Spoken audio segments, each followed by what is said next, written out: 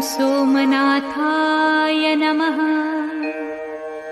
ॐ मल्लिकार्जुनाय नमः। ॐ महाकालेश्वराय नमः। ॐ ओंकारेश्वराय नमः। ॐ वैद्यनाथाय नमः। ॐ भीमशंकराय नमः। ॐ रामेश्वराय नमः। ॐ नागेश्वराय नमः। ॐ विश्वेश्वराय नमः।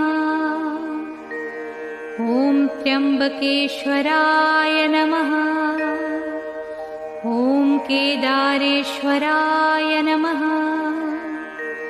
ॐ भस्मेश्वराय नमः।